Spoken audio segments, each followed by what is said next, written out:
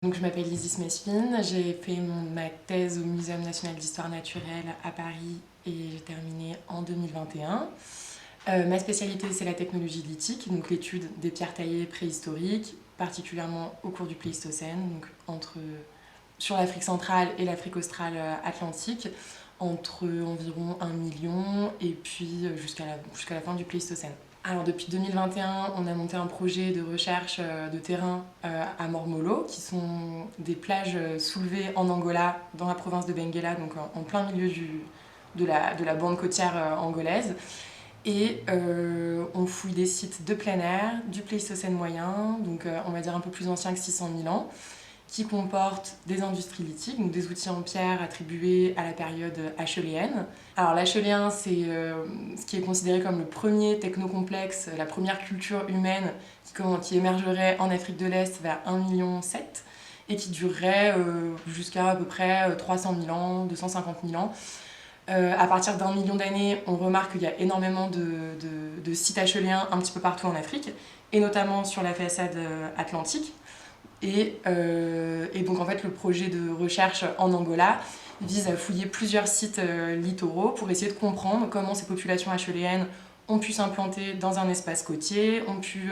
gérer un paysage, exploiter ses ressources. Ce qui est intéressant en fait, c'est que normalement on attribue à Homo sapiens, donc notre espèce, l'adaptation au milieu côtier, notamment avec pas mal de sites en Afrique du Sud qui sont datés vers 170 000 et plus récents.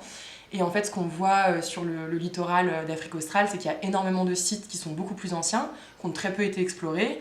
Et donc l'objectif du projet, c'est d'aller un peu vers ces questions, c'est-à-dire pourquoi il y avait des populations humaines bien avant l'adaptation au milieu côtier, et qu'est-ce qu'elles faisaient sur ces côtes en termes de subsistance. Donc en paléoanthropologie, les espèces humaines qui sont contemporaines des périodes qu'on étudie à Benguela, c'est-à-dire vers 600 000 ans, on sait que c'est la période à Homo erectus en Afrique. Après, sur la région, on n'a aucun reste fossile, donc on ne peut pas en être sûr. En tout cas, ce qui est sûr, c'est qu'on est bien avant l'émergence de notre espèce Homo sapiens, puisque Homo sapiens émerge à partir d'environ 300 000 ans. Homo erectus, oui, il taille beaucoup. Il s'est beaucoup diffusé en Afrique et en dehors de l'Afrique. C'est un bipède, il taille des pierres. On sait que aussi, à partir de l'Acheuléen, à partir d'1 million, on n'a plus que des représentants du genre Homo en Afrique. Mais après, c'est vrai que les fossiles, ils sont très localisés en Afrique du Sud et en Afrique de l'Est. Donc en fait, sur le reste du continent, on n'a quand même pas trop d'idées. Ce qu'on sait en termes de comportement, c'est que la période acheuléenne, c'est aussi une période où vont se développer de plus en plus les activités bouchères. En fait, l'acquisition des ressources carnées, elle va s'intensifier au cours de l'acheuléen. Et on a de plus en plus de sites. Donc ce qu'on sait, c'est quand même que l'acheuléen, qui a des marqueurs technoculturels forts en termes d'outils en pierre, c'est associé aussi à des comportements tout à fait nouveaux et qui se passent, on va dire, voilà, dans les 500 000 ans, sur une énorme fourchette temporelle avant l'émergence de notre espèce. Donc l'intérêt des formations littorales de la province de Benguela où on travaille, c'est qu'on va avoir des plages surélevées ou des plages fossiles qui sont très bien préservées, qui sont en fait des formations sédimentaires quaternaires côtières qui se délimitent, enfin qui se marquent dans le paysage un peu en escalier, liées à la fois aux transgressions, régressions marines qu'il y a eu au cours des glaciaires, interglaciaires, et des phénomènes de surrection, donc des phénomènes tectoniques. Et donc, grâce à ces deux phénomènes, on va avoir préservé des niveaux de plages anciens qui vont avoir, là en Angola, on a des plages qui vont un petit peu plus vieilles que 600 000 ans, et qui sont recouvertes par un énorme dépôt sableux rouge qu'on appelle communément les sables rouges, dans lesquels on va retrouver des niveaux d'occupation, souvent in situ, acheuléens, donc c'est-à-dire de véritables ateliers de taille en fait, de la pierre. Malheureusement, la conservation des vestiges osseux, elle est très pauvre et elle se limite à des formations de paléolagunes ou de bords de lacs dans lesquels, là, on va retrouver des fossiles. Donc, pour l'instant, on a un site qui s'appelle Mormolo H83, qui est situé dans un bord en fait, de paléolagune, dans lequel on a retrouvé des restes d'éléphantidés qui pourraient être plus anciens que 780 000 ans, donc plus anciens que le Pléistocène moyen, pour lesquels on attend les résultats des datations, et qui a fait l'objet de 2 campagnes de fouilles, une en octobre 2021 donc, qui a été soutenue par l'IFAS et une en février 2022, où là on a étendu un petit peu le projet en invitant plusieurs chercheurs, plusieurs spécialistes qui ont permis de commencer l'étude pluridisciplinaire de tout le matériel, donc les coquillages, donc les coquillages qu'on va retrouver dans le sable, qui sont vraiment dans la matrice qui est venue, on va dire, la matrice sableuse qui est venue ensevelir le dépôt archéologique, les fossiles d'éléphantidés, et enfin la formation du site sur le plan, on va dire, géologique.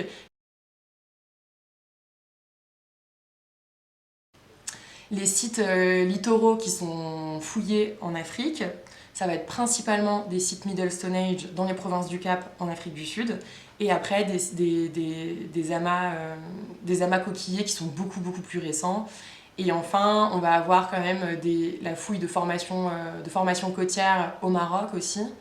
mais sinon c'est assez rare. Par contre, c'est aussi lié à un biais de préservation, c'est-à-dire que ces formations sédimentaires, quaternaires, côtières, elles sont particulièrement bien préservées en Angola, en Namibie et en Afrique du Sud. C'est-à-dire dans le golfe de Guinée, par exemple, elles ont été beaucoup érodées. L'intérêt, il est particulièrement prononcé en Afrique australe, puisque ces formations sont préservées.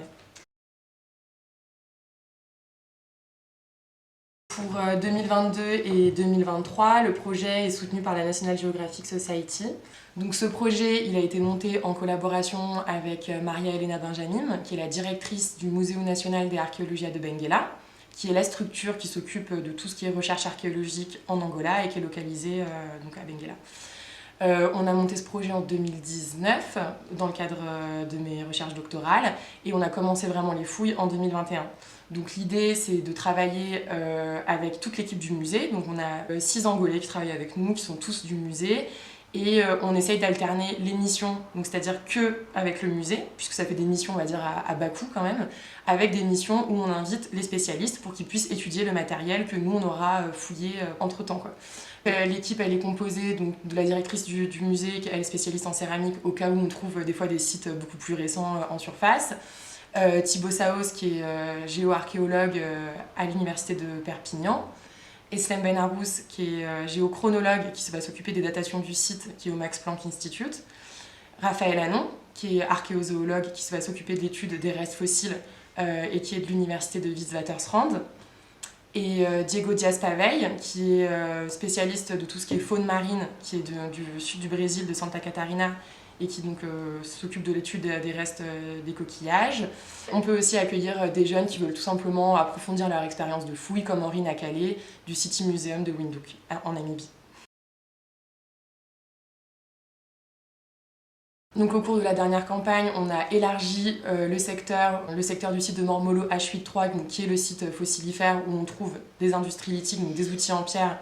et des restes osseux. On a agrandi donc, ce secteur et on a commencé la fouille d'un nouveau secteur avec deux niveaux lithiques acheuléens in situ. Et au cours de la prochaine campagne, fin 2022, on devrait encore tout simplement continuer la fouille du site fossilifère avec l'idée c'est d'avoir le maximum d'éléments anatomiques de cet éléphantidé puisque pour l'instant on n'a qu'un seul individu et puis continuer la fouille du site sur lequel on n'a pas d'ossements mais on a énormément d'industries lithiques, donc des outils en pierre. Donc les objectifs du projet c'est aussi en termes de terrain de construire une carte archéologique de cette plage surélevée de Mormolo qui mesure quand même 17 000 mètres carrés, sur laquelle on va avoir des sites archéologiques un petit peu de toutes les périodes. Et cette plage surélevée, elle est quand même coincée entre deux villes qui sont en plein développement, que ce soit en termes d'expansion, avec de plus en plus d'habitants, et aussi en termes d'activité, c'est-à-dire à la base c'était des villages de pêcheurs, et maintenant on va avoir des grosses pêcheries qui tendent à être vraiment très industrialisées. Donc cette plage fossile, elle est quand même largement mise en danger par ce développement. Donc l'idée c'est quand même de faire une carte archéologique avec, on va dire, un peu mettre en évidence des points chauds et essayer de voir comment à terme on peut aussi protéger certaines parties de ce très grand site archéologique en fait. Le fait de conduire ce projet aussi dans le cadre de mon post-doctorat qui est basé en Angola, donc en étant sur place vraiment au-delà en fait des heures de mission de terrain, etc., ça permet aussi d'essayer de favoriser les activités à échelle locale à Benguela ou dans la province de Benguela, que ce soit avec les étudiants, les groupes scolaires, le grand public. Et donc ça c'est assez intéressant parce qu'on est dans un espace où la préhistoire elle n'est pas du tout enseignée en fait aux jeunes. Donc on a un vrai travail aussi de diffusion à faire qui passe par le musée de Benguela et qui est assez positif parce on remarque quand même que la population elle s'intéresse de plus en plus à ces sites et que les médias locaux s'intéressent aussi également à notre travail, on va dire de plus en plus. Donc on aimerait aussi quand même continuer, dans le cadre du projet, continuer dans cette direction-là, de favoriser des activités, que ce soit des visites de sites, des visites du musée, des collections, essayer de voir comment on pourrait avoir des étudiants qui pourraient être intéressés pour travailler sur le matériel archéologique qui sort des campagnes dans les universités angolaises, pour essayer essayer de contribuer